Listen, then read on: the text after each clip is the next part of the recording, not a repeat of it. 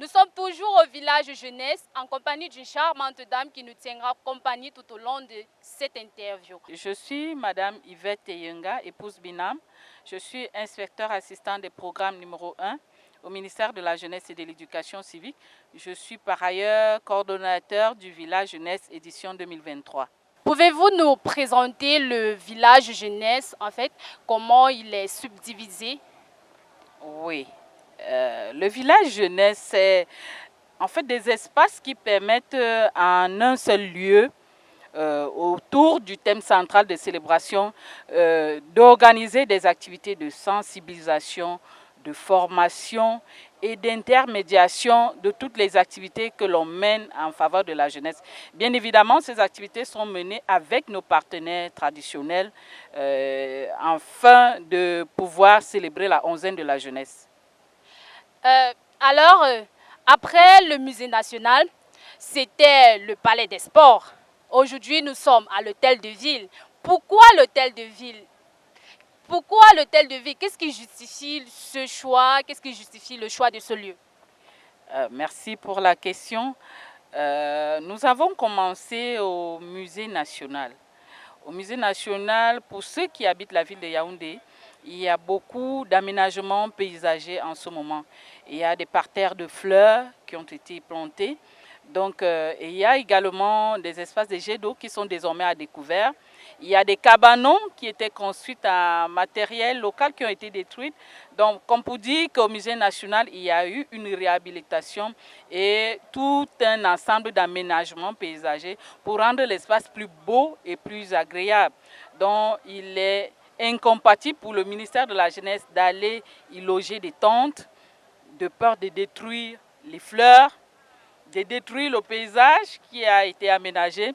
Et il demande aussi pour organiser un village jeunesse au musée national, il faut également d'énormes investissements pour reconstruire les cabanons, pour construire des planchers au niveau des espaces des jets d'eau.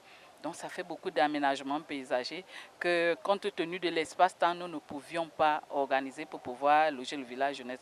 Pour ce qui est du palais polyvalent des sports, vous êtes sans ignorer que désormais il y a une task force qui contrôle un peu toutes les infrastructures sportives de ce pays.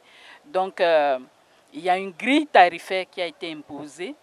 Désormais, pour mener une activité au palais polyvalent des sports, il y a toute une grille tarifaire qu'il faut respecter. Et compte tenu de l'espace-temps aussi, nous n'avons pas pu nous entendre avec le palais polyvalent des sports.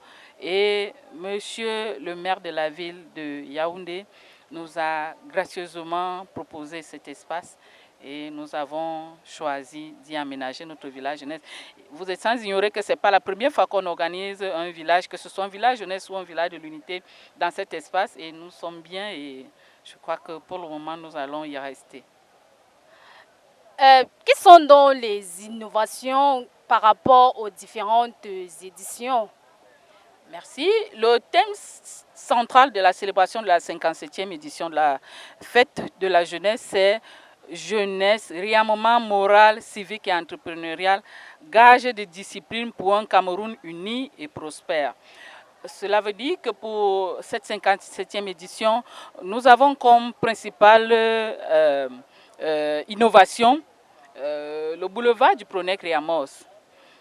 Qui dit Pronec Riamos, c'est le programme national d'éducation civique à travers le réarmement moral, civique et entrepreneurial. Donc il est question de réarmer la jeunesse camerounaise.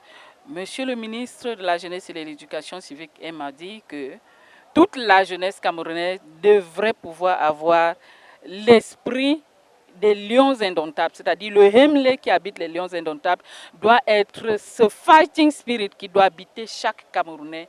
Chaque Camerounais doit être le lion indomptable dans son domaine d'activité. Il est question, n'est-ce pas, de réarmer moralement la jeunesse camerounaise et de la recentrer autour des valeurs qui sont chères à la République, que nous connaissons tous. Et à travers ce programme, nous n'allons cesser de le marteler.